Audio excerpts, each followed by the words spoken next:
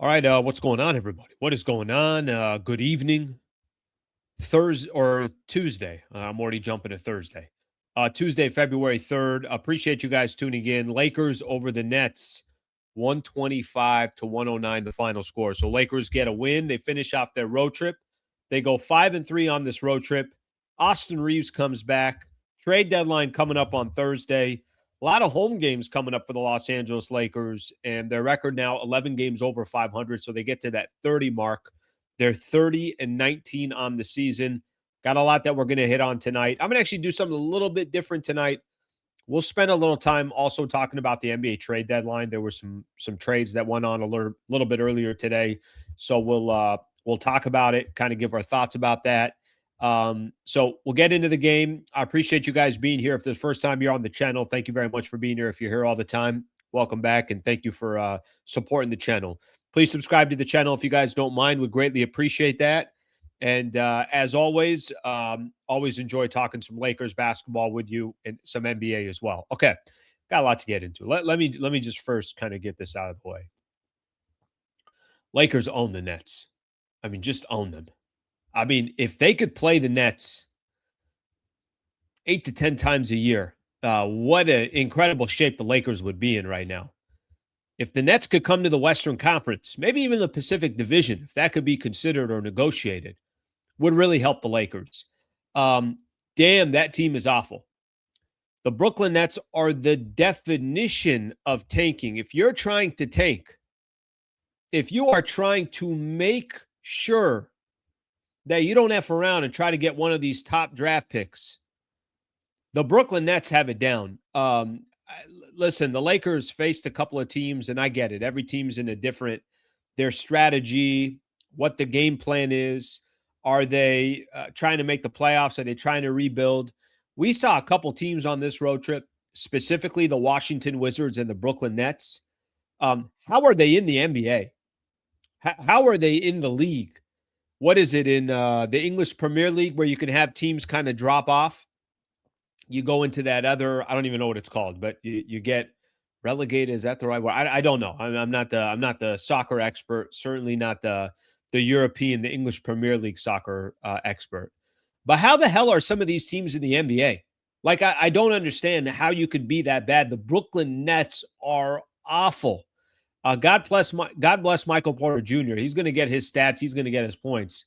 But damn, that's got to be miserable playing against the Brooklyn Nets. All right, this is part of the schedule, right? You got to play the Wizards, and you got to play. There's certain teams you got to play. Lakers obviously got both of those teams on this specific road trip, and go cash in those W's and call it a day. It's very difficult to talk about the actual game because there really isn't much to talk about. I mean, I will. Don't get me wrong. I'll talk about the game. For the Lakers, it was important to just go out there, try to basically make sure this game is decided before the fourth quarter starts. And can you make sure all of your stars play under 30 minutes? LeBron played 30. Luka played 29. Ayton played 28. Obviously, Austin Reaves was going to come in. He was on a minutes restriction. He played 21. Rui played 26. Kind of mission accomplished tonight, right? That's all you were really asking for from the Lakers is go beat the Brooklyn Nets. Go dominate the Brooklyn Nets. And then once you get to the fourth quarter, make sure that you got nothing to play for, and the Lakers did that. So I'm going to give them credit from that perspective. Like I said, the Brooklyn Nets, it's in their best interest to lose as many games as possible. They got that part down. For the Lakers, they came out 45 in the first quarter. They were up 22 by the time the first quarter was done. They were up 29 by the time you got to halftime. At one point, they were up 39 in this game. I think it's the biggest lead the Lakers have had against any team so far this season. So the Lakers obviously did their job from that perspective. We could talk about individual performances. I'll probably focus a little bit more on Austin Reaves because he returns, obviously missed a handful of games for the Lakers. And if you really just kind of look at the position that the Lakers are in, now I don't know what's going to happen between now and Thursday, but 30-19, I think the exact same pace they were at a year ago. And the Lakers actually went on a really, really nice run from this point on the rest of the season. But you're finally healthy. You got all your players available other than Adu Thero. Be nice to get a Duthero back. We'll see what happens. Even if they get him back, obviously he's just a rookie, so you're not going to expect much. But Austin Reaves, LeBron James, and Luka Doncic, this was the 9th game they've played together this season. That's how limited amount of time they've played together. And to finally get these guys all back and playing together, the hope is it is only just February 3rd. There's plenty of time for these guys to get 20 games in, 25 games in, 30 games together, hopefully by the time the season's all said and done, so that they feel like they got some real continuity. And the Lakers hopefully know exactly what they have. I mean, I think their identity is a little bit all over the place, but certainly when you got one of your all-stars that missed a lot of time, LeBron missed a lot of time to start the season, this is going to be their opportunity to start clicking together and hopefully put themselves in a position where they could be just a much more competitive team as the rest of the season progresses. Now, I'm going to go back to something that I said, and I'm going to get into Austin Reaves. I'm going to start getting into some of the individual players here in just a second, but I'm going to go back to something I said after that Washington Wizards game as well. At the end of the day, games like the Wizards, games like the Brooklyn Nets, you just can't really take too much from. I can't take a lot from tonight's game. If somebody else wants to take something from this game, that's fine. But really, all the Lakers did was just handle their business, handle the team that was in front of them, beat up on a team that's just awful that they should be beating up on. But the real tests are, well, what happens when you go up against the New York Knicks? What happens when you go up against the Cleveland Cavaliers? What happens when you went up against the Los Angeles Clippers? What happens when you go up against the Philadelphia 76ers on Thursday? You got the San Antonio Spurs coming. You got the Oklahoma City Thunder coming. You got a lot of really, really good games coming up for the Lakers, and they're going to start playing some good teams. That's what I want to see. Games like this tonight, the only story is if you lost the game.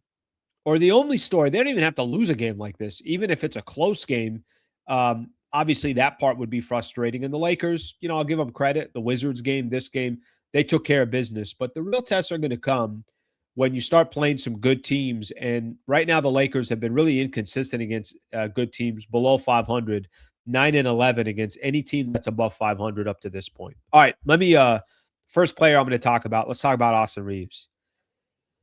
Reaves is going to have, for me, he's going to be very similar. I don't know if you guys remember this. Rui missed a ton of games, or a handful of games. When he eventually came back, I was like, look, I really don't want to talk about Rui Hachimura. I want to give this guy 5-6 games. Let him get his conditioning right. Let him get his timing right. Let him get an opportunity to just get back on the floor and get into some type of a rhythm again. And let's give them 4 or 5 games. The problem with the Lakers is you're going to have this all-star break coming up. So we're going to see a little bit of Austin Reaves, which is not a bad thing because you'll see a little bit of Austin Reaves. And then I'm going to look at something here real quick with the Lakers schedule. We're going to see a little bit of Austin Reaves, and then they're going to go, obviously on break. But for him, he just got to be healthy. I think the Lakers were extra, extra careful with Austin Reaves because they know we screw this up or we get a little bit too greedy or we try to bring him back too early, you might lose Austin Reaves for another month. You might lose him for a longer period than that. So I think the Lakers were very strategic with how they played this. But here's the Lakers schedule before they get ready for the All-Star break. Philly, Golden State, OKC, San Antonio, Dallas, and the Clippers. Oh, I'm sorry. No. Dallas is the last one. So 2, 4, 5 games before the All-Star break. I think by the time we get to that San Antonio-Dallas game, I'm hoping to see a better version of Austin Reaves. But most importantly, by the time we get back from that All-Star break, now you could start looking at Austin Reaves and really talk about what he's doing, what's going well, what's not going well, how's it working with Luka and LeBron, who's taking the final shots towards the end of games, how's the defense with all these guys doing. But I think it's going to take a couple of games. It's just nice to have Austin Reaves. He's played in 24 games so far this year, so missed a handful of games. 26 points a game, 6 assists, or 26 points, 6 assists. I'm looking at some of his stats here as I'm watching on Spectrum. Reaves is obviously a key piece for the Lakers. If they're going to make any noise, they need everybody. And people that have the argument, Reaves can't win with Luka. This, guys, there's nothing to talk about this year. Worry about that in the summer and worry about that down the road. For now, you need Austin Reaves. He ain't going anywhere. Lakers obviously aren't going to trade Austin Reaves. They need Austin to play well. They need Luka to be great. They need Ayton on a night in, night out basis. They need Rui. They need LeBron. I mean, they need all these guys. So Austin Reaves tonight, 21 minutes of play, 15 points, struggled from the field. Most of his buckets came from the free throw line. 8 of 10 from the free throw line, had 4 rebounds, had 2 assists, had 2 steals. Nothing special, nothing great. I mean, certainly from an efficiency standpoint, you could tell that the timing's not there. You could tell that his jumper's not ready. 3 of 9 from the field and just 1 of 5 from the three-point line. So good to see Austin Reaves come back. That's all I care about. All I care about is Austin Reaves. When this game was going to tip off, you knew Reaves was going to get some type of play. He was going to get some kind of minutes. The question was going to be, all right, how many minutes is he going to get? How does he look when he gets out there? And it honestly looked pretty chalk. It looked kind of exactly what you thought. Get around 20 minutes, probably struggle from the field, get to the free throw line because he's one of the best players in the NBA at drawing fouls, and obviously has a knack for getting to the free throw line and causing fouls against opposing teams, and that's exactly what he did. So Austin Reaves coming back tonight was big for the Lakers, and I think the timing is interesting. You got about a day and a half left between the NBA trade deadline, a little bit more than a day and a half before the NBA trade deadline. Your roster is finally healthy. We're going to find out if Lakers are able to do anything between now and the NBA trade deadline, and then this is going to be their final push. We are getting to the point of the season. I mean, we're really, really close to the All-Star game. We're well over the 500 or the 50% marker of the season. I think we're almost at the 50 game mark of a 32-game season. So we're getting closer and closer to not that much further away than we're going to be looking at the standings every single day and say, wow, look at I mean, hell, I do that now. But you guys know, obviously, each one of these games that goes by, how much more important each one of them get. So there's Austin Reaves right now. If I could kind of continue on a couple other players, I mean, LeBron still looks really freaking good. No, it's not going to be every single night. No, he's going to have nights where he doesn't look all that great. But 25 for LeBron, 10 of 16 from the field, 7 assists, 3 steals. You know, I'll say this about LeBron. And I know there's a lot of people, he's always a polarizing subject, and he's always a person that either somebody wants to give credit to or somebody wants to take away all his credit. I'll say this about Braun. Watch him in some of these road games, specifically in the Eastern Conference. Do you know how excited other fan bases get to see LeBron James play basketball? And this is his 23rd year in the NBA. Did you see the fans in Brooklyn, how they were getting up when he would hit a fadeaway, when he'd get a dunk, when Austin Reaves would throw it off the backboard for him and he'd get a dunk or a lob or something along those lines? Did you guys see him when he was in Washington, D.C., or when he was in New York, the crowd oohing and on? You don't have to, you don't have to like LeBron, but you absolutely should respect what the man is still doing at this age. And one of the best resumes in the history of the NBA, and a lot of that having to do with his longevity. Here he is in his 23rd season. But the reason why I say is I think there's a lot of Laker fans or a lot of fans that watch the Lakers every single day, so it's very easy to just take it for granted. When you see him on the road, I saw Stu Lance saying this on Spectrum right when the broadcast was about to end with him and Billy Mack, and they were going to throw it to the studio to Geeter and Danny Green and James Worthy. I saw him specifically just talking about how it looked like a home game for the Lakers because what that crowd in Brooklyn, the way they sounded, the way they looked, how into the game they were. Every time he did something positive, that they were obviously jumping out of their seats. It kind of, this road trip was a good example for me. It's like the man is still doing it and he's still box office. I've said this before. I would prefer the Lakers when this season ends that they turn the chapter, completely start building around Luka, go put together a competitive franchise with Luka, AR, and then obviously you need a lot more talent than that. We'll see what the Lakers are able to do. But LeBron's still making it happen. So there's no reason why LeBron can't play a 24th year in the NBA. Maybe he goes back to Cleveland. Maybe he signs somewhere else on a minimum. I have no idea. Maybe he just signs whoever gives him the most money, even though I kind of find that one a little bit tougher to believe. because I think he's going to want to be competitive. But still 25 tonight, still 10 of 16 from the field, still 7 assists and 3 steals. Pretty damn impressive for LeBron James. Luka tonight, 24 points, 8 of 18. Looked like he was in cruise control. Honestly, 5 turnovers. He looked like he was bored because everyone was bored. I was bored as hell watching this game. Can I admit this to you guys? I was watching the game. It's second quarter with 6 minutes left to go. I'm like, I got to watch the rest of this. Brooklyn's the worst team I've ever seen in my life. I thought the Wizards were bad. Wizards and Brooklyn the Nets should be demoted. They should no longer be in the NBA. Luka was in cruise control. Jake LaRavia, kind of a nice game for him. A little bit won't be talked about because it's the Brooklyn Nets, but 18 points for him, 7 of 9 from the field. I think he had early in the first quarter, he already had 6 points. So nice job from Jake LaRavia. Some other guys, I don't know how much we really want to talk about this. Rui only took 3 shots. Jared Vanderbilt almost only took 3 shots. Marcus Smart only took 5 shots. Ayton only took 5 shots, had 7 points and 8 rebounds. There wasn't enough here to really break down, but the Lakers handle the Brooklyn Nets, and obviously we can move on from that perspective. And this road trip finally comes to an end for the Lakers. It's a long road trip. 8-game road trip's a long road trip. Now I know there was a early stop, and then you came back home because you played the Clippers, technically a road game, got to sleep in their own bed, and then you went back out on the road again. So kind of a funky type of road trip, but technically by the books, an 8-game road trip for the Lakers. They go 5-3. We'll talk a little bit about their overall road trip. I want to spend a little bit of time doing that, so we'll do that in just a second. I know we got a lot of comments to get into as well, so I'm going to jump on that as well.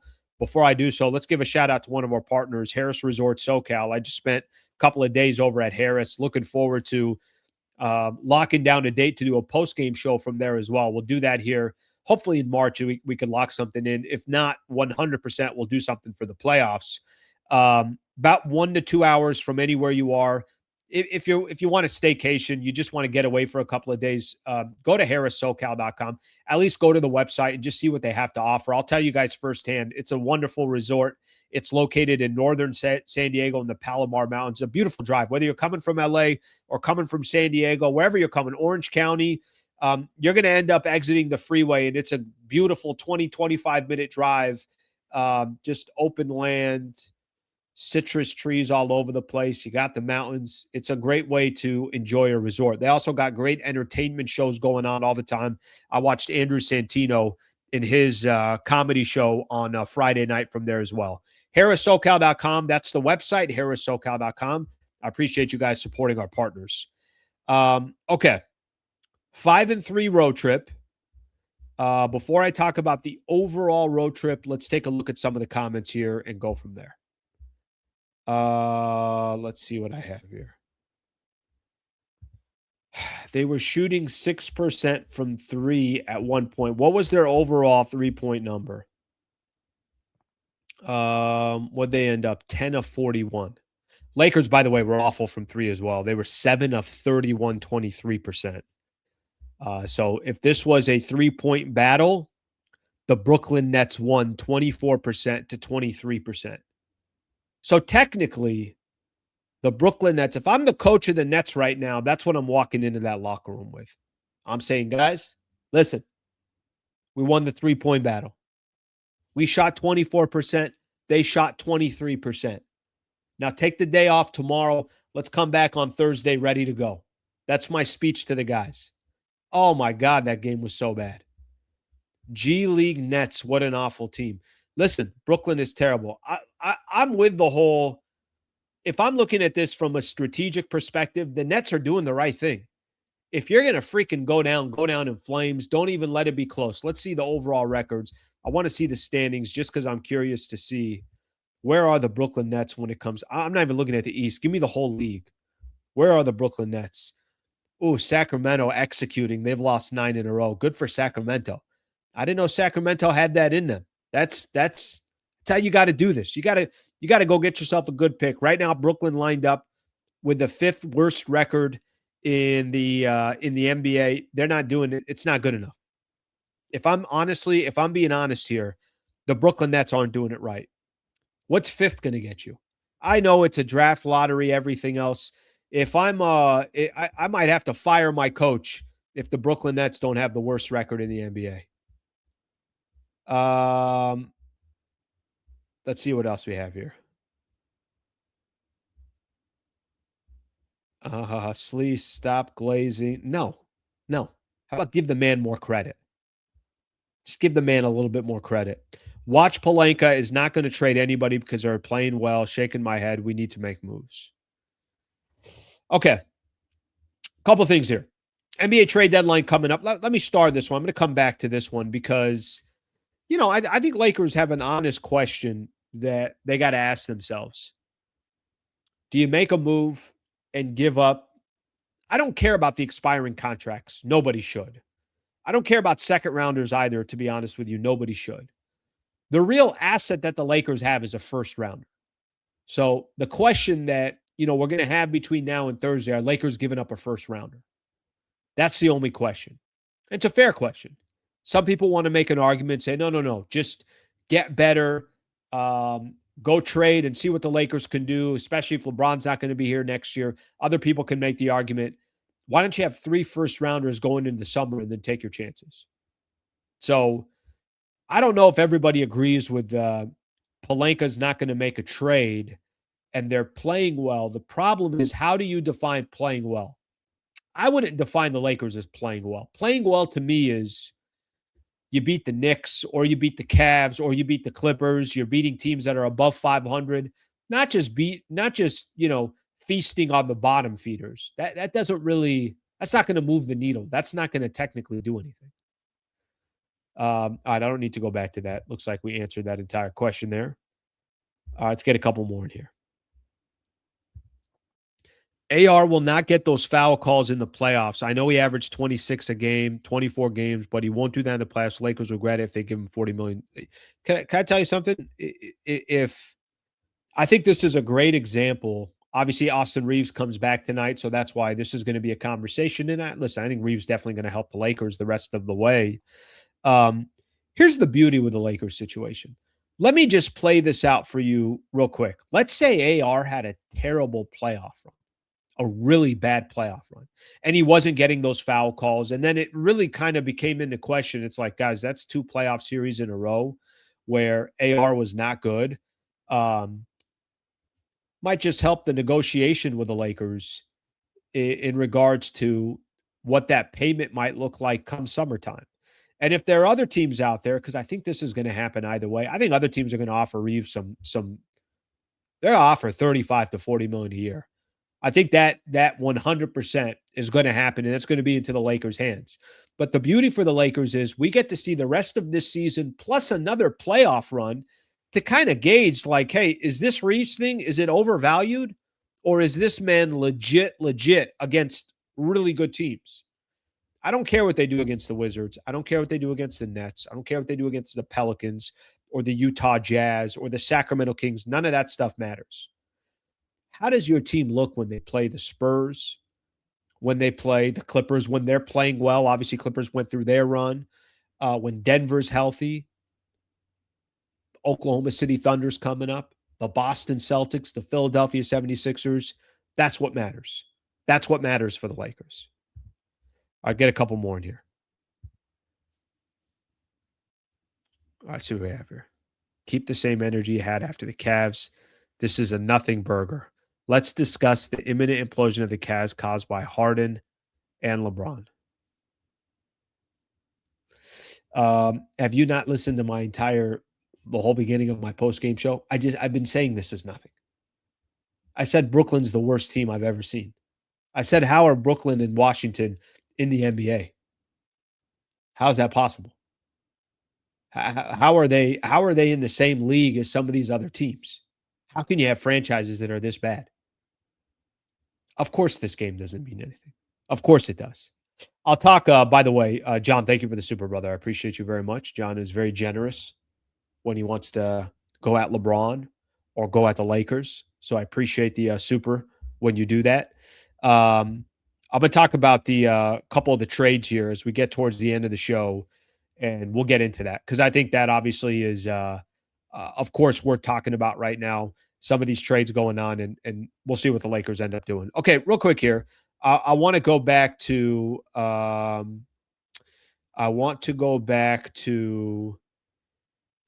5-3 road trip.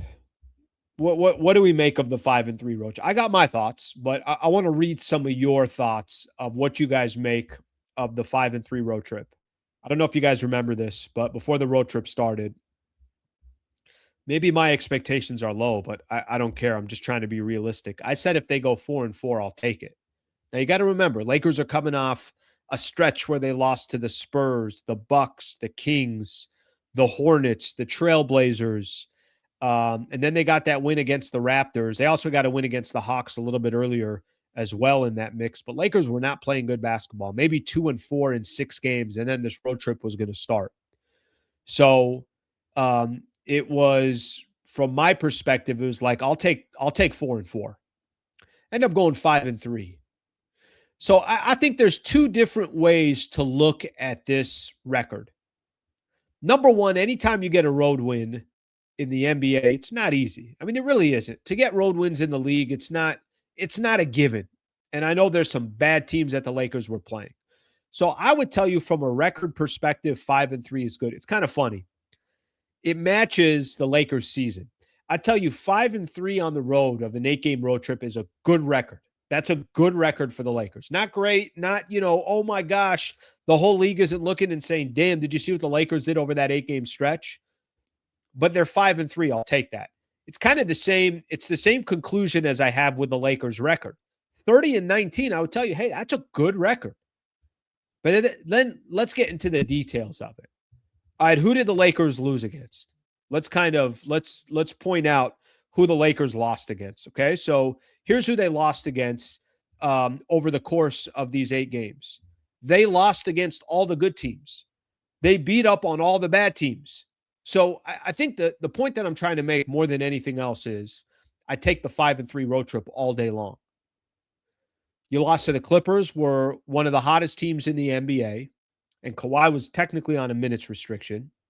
You lost to the Cleveland Cavaliers, who didn't have Evan Mobley, didn't have Darius Garland, but were playing good basketball. The Cavs blew you out. You lost against the New York Knicks, who took over in that second half, another team that's got a chance of coming out of the Eastern Conference. All the teams that you beat, they're just not good teams. Other than Denver, I would say, but guys, what do you want me to tell you? Denver doesn't have Nikola Jokic, didn't have Christian Brown, didn't have, go down the list of some of the players that didn't have. So I think there's something to be said. And I'm not trying to downplay the Lakers, but I'm trying to be realistic. Realistic to me is saying 5-3 is a good road trip. But when I look into the details, all right, they're not going to be churning any heads. 30-19 is a good record in the NBA and in the Western Conference.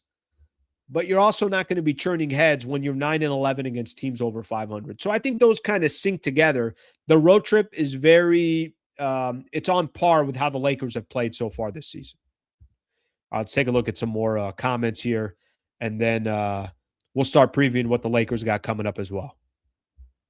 Lakers didn't have Reaves, 100%. You're not wrong there. And if I'd have told you that Reaves was going to miss this amount of games. Remember, Reaves hasn't been there since Christmas. So he missed about 5 weeks. If I'd have told you that the Lakers kept their head above water, stayed 11 games over 500, I would sign up for that in a heartbeat. And are still 5th place in the Western Conference, I'd have signed up for that in a heartbeat. So you're not wrong here. I do agree with you that not having Austin Reaves is a big deal for the Lakers. And now we could really, really kind of start to see over this next stretch who the Lakers are. If there's ever a time we could really start assessing who the Lakers are, start doing it now moving forward, because the competition is going to get better. You're going to have a handful of games at home and you're finally healthy. So there's a good example for you guys. Gabe Vincent, just doing Carter. Gabe Vincent, man. I mean, honestly, if I'm going to be honest with everybody, guy's like my idol. I mean, imagine you could show up to work 28% of the time and still get paid handsomely. In the beginning, I would get frustrated at Gabe Vincent. Now I got to be honest with you. Now I'm kind of starting to respect the game here. I'm like, did the guy even show up to work? He didn't show up again. Yeah, but he came to work 3 out of the 5 days this week. And the manager's like, don't worry about it. It's Gabe Vincent. The only thing left for Gabe Vincent is to come in wearing a robe. Just come in. Come into the sidelines wearing a robe. Cigar right in your mouth, just kind of chilling, hanging out, maybe a little glass of wine. It's the only thing left for him. Oh, Gabe Vincent. That man has made it happen. I'm with this right here all day. I respect that hustle. Imagine walking into the bank every 2 weeks and saying, can you please cash this? Was it 1994? I don't know who's walking in still cashing checks, but you know what I'm talking about.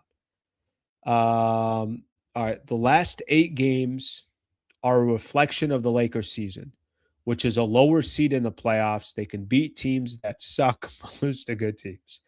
Well, the problem with that is at the end of the day, you're only going to play good teams in the playoffs. So you're not going to get the Wizards and the Nets and all these other teams come postseason.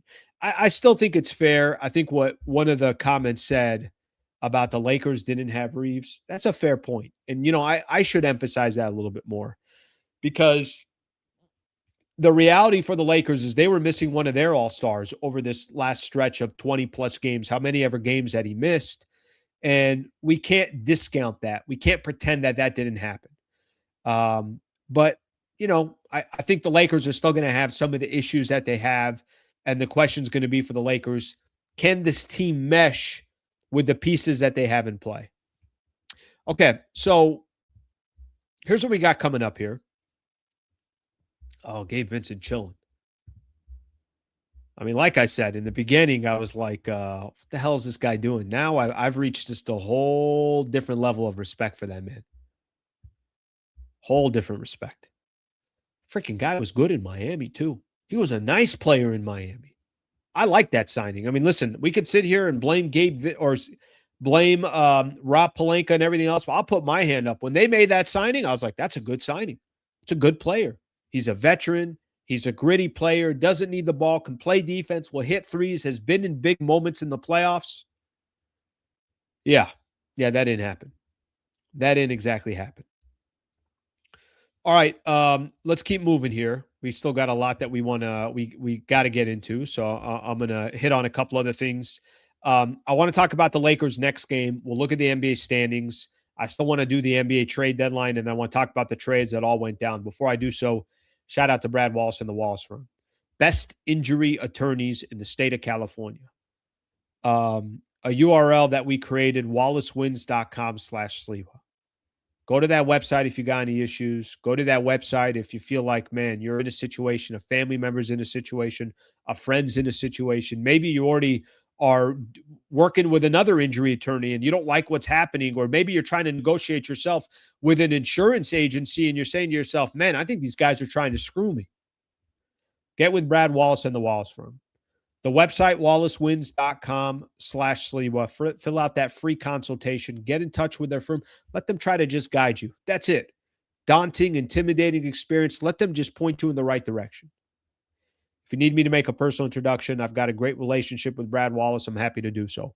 wallacewins.com/Sliwa. Shout out to Brad Wallace and the Wallace Firm for being a partner. And thank you to all of you guys for supporting our partners. Okay, next game for the Lakers. Here's what they got coming up. Lakers got the Philadelphia 76ers coming up. That's the next game. Let's kind of look at the Sixers here real quick. Again, we'll do trade deadline, and then we'll talk also some of the trades that already went down. Here's Philly with the Lakers. Give everyone an idea. 28-21 on the season. They've won 4 games in a row, but nothing special. They beat the Bucks. They beat the Kings. They beat the Pelicans. And they beat the Clippers. So nothing special from that perspective. I think yesterday is when they beat the Clippers, and I don't think James Harden played in that game. Obviously, Harden was traded a little bit earlier today. So give Philly some credit. They're winning some games. They definitely got studs. Tyrese Maxey is a stud. Joel Embiid is, when healthy, a baller. Paul George is in the middle of his 25-game suspension, so that ain't happening right now. They're in the middle of a game right now. They're taking on the Golden State Warriors, and they're up 10. So they'll play the Warriors tonight. They're on obviously a road trip right now, and then they'll come back and play the Lakers coming up on Thursday. Now, I don't think Joel Embiid, let me see here, because I don't see him in the lineup. So I don't know if Embiid's dealing with injuries or he's just not playing tonight, or maybe it's just because if it's a back-to-back. Embiid is out for Tuesday's game against the Warriors due to right ankle and knee injury management. So that tells me not playing second of a back-to-back, but he'll play against the Lakers when the Lakers have them coming up on, let me think here real quick, on Thursday. So Lakers got the Sixers in their next game. That's the next game coming up for the Lakers. And standings wise, well, look at the scores. What are some of the games that mean something? I know a couple teams already lost that benefit the Lakers. Pistons beat the Denver Nuggets 124 to 121. So that obviously helps the Lakers. Any other games benefit the Lakers? Nope. Thunder beat the Magic. Bucks beat the Bulls. Celtics beat the Mavericks. So none of these games matter. There is one more game coming up tonight, 8 p.m. tip-off, Suns and Trailblazers. 8 p.m. tip-off. My God, it's a late tip-off. Sixers up 15 right now.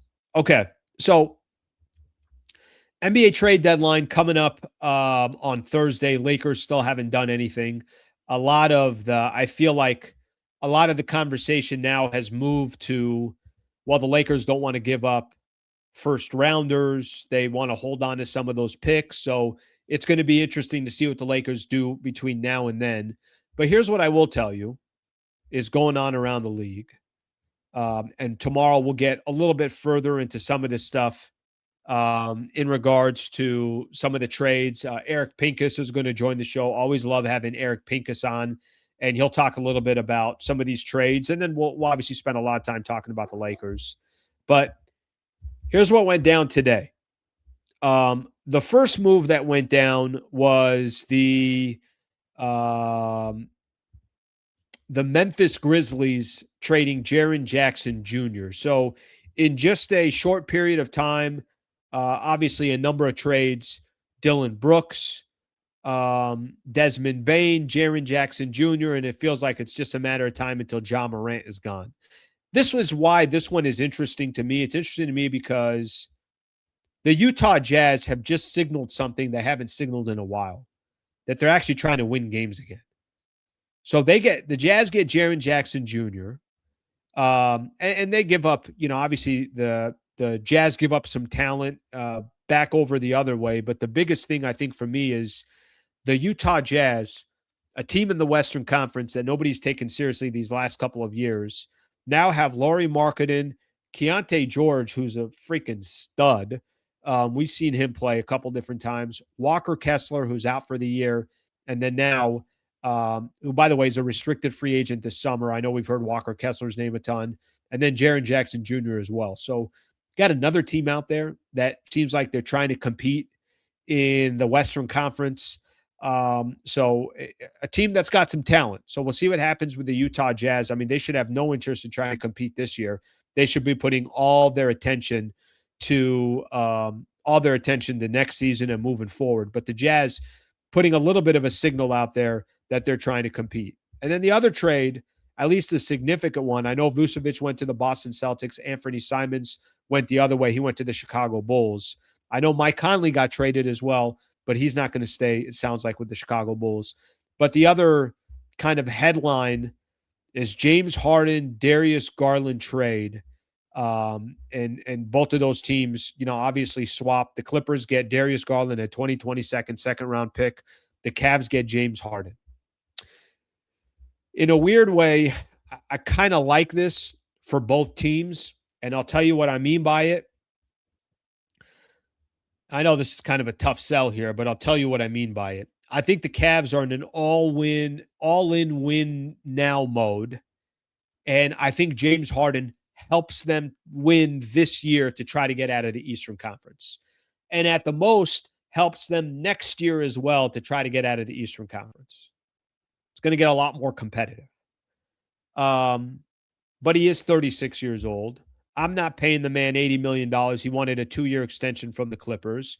But I think James Harden on the Cleveland Cavaliers, I can see it. And if James Harden is more of a facilitator rather than a scorer, you got a lot of good players around you. And we know what he's done with other big men. He's had a lot of success with other big men, and they got some superb big men that know their role on the Cleveland Cavaliers. Donovan Mitchell is obviously a stud. I like it for the Cavs short term.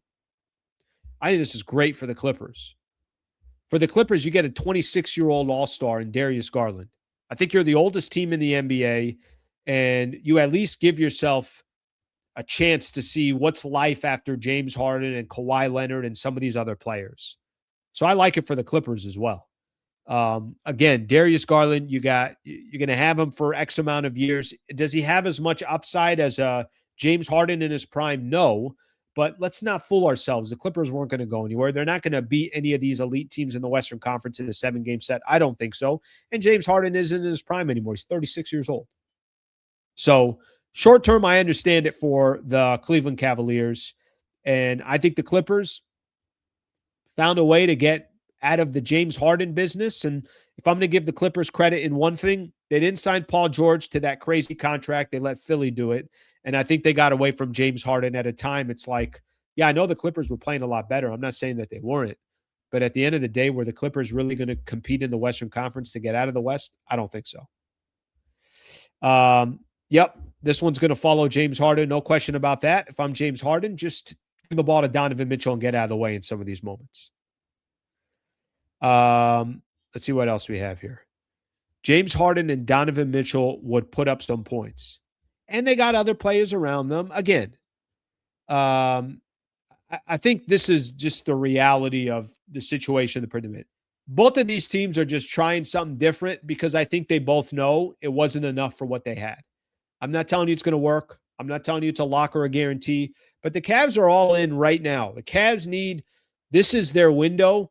And I don't know how long or how big that window is. The Boston Celtics, the Detroit Pistons, the New York Knicks, there's other really good teams in the Eastern Conference, and other teams are just going to get healthier. See what else. Never trust a bald. I agree with this. I mean, I don't know anybody in my life who's bald at all. At all. Offensively, the league is positionless. Defensively, we only need A.R. Smart and Vando to play point guard. Okay? See if we got anything else here. Clippers still going to. By the way, that you're right about that until they prove otherwise. Harden makes bigs look good. Cleveland has two good ones in Mobley and Allen. I agree with that one.